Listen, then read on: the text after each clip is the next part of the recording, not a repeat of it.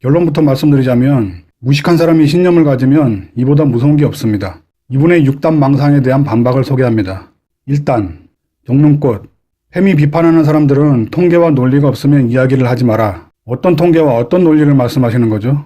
혹시 한국이 성범죄율 1위, 남녀 불평등 세계 1위, 이런 여성부가 조작한 통계를 말씀하시나요?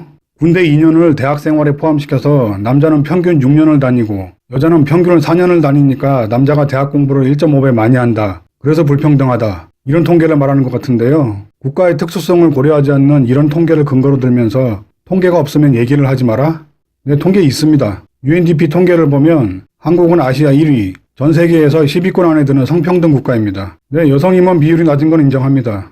임원이 될 만한 능력과 열정, 경력을 갖추면 여자가 아니라 쓰레기통 뒤지는 길고양이라도 임원이 될 수 있습니다. 2단, 정론꽃. 남성 중심적인 사상이 한국 사회에 만연해 있다. 이분 도대체 몇 살인지 모르겠습니다. 옛날 호랑이 담배 피던 시절 남아선호 사상 시대에 살아본 적이라도 있나 본데요. 한국은 자유민주주의 사회이자 자본주의 경제 구조를 가진 나라입니다. 남성 중심적인 사회가 아니라 능력과 실력 위주의 사회라는 게 이분에겐 와닿지 않는 먼 세상 이야기인가 봅니다. 어떤 분야, 어떤 직종에서 남성 중심적인 사상이 통용되는지 모르겠는데요. 3단, 정론꽃. 요즘 화제가 되고 있는 버닝썬에서 벌어지는 성추행, 성폭행, 물뽕, 이런 것도 남자들의 잘못이다. 아니 도대체 언제 남자들이 이런 일들을 잘했다고 칭찬하나요? 대부분의 남자들은 저런 사건에 같이 분노합니다. 단순히 돈 잘 버는 연예인의 클럽 운영에 질투를 느끼는 게 아니라 범죄자들에 대한 비판은 남녀를 가리지 않습니다. 4단, 정론꽃. 남자를 만나면서도 얼마든지 페미니스트 짓을 할 수 있다. 세상 어떤 남자가 여성 우월주의 사상에 찌든 페미니스트를 좋아할까요?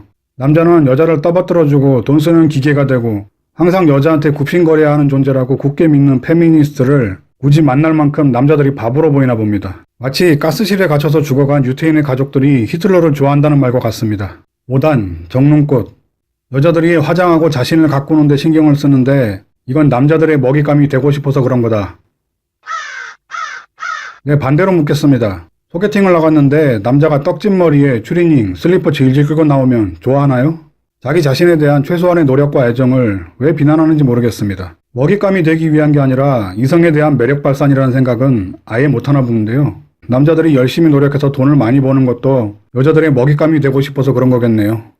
6단, 정론꽃. 나는 페미니스트이자 성평등주의자다. 남자들이 성평등주의를 혐오한다.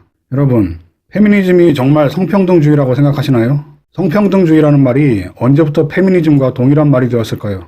나치즘을 찬양하는 건 범죄입니다. 나치즘이 네오나치즘으로 변형됐다고 해서 합법이 되는 건 아닌데요.